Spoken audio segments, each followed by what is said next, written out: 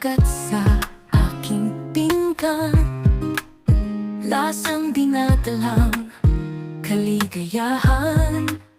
Kiniling na bakas sa patatas nilagay, gawa ni maiba ay hindi mapantayan.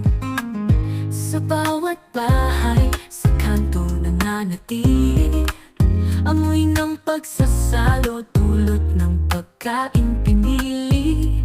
Kapag hinigop susawan ay damhi, kiniling na baka ang bida sa pagkainan. Kiniling na baka sa patatas niluto, sarap na di ko makakalimutan. Tulad ng kwento, maiba iyang nabigay ng tamang timpla. Lutong bahay, parang piyesta kita silip sa kusina at makita lutuang nag-aani ng saya, hanggang sa huling patak ng sabaw.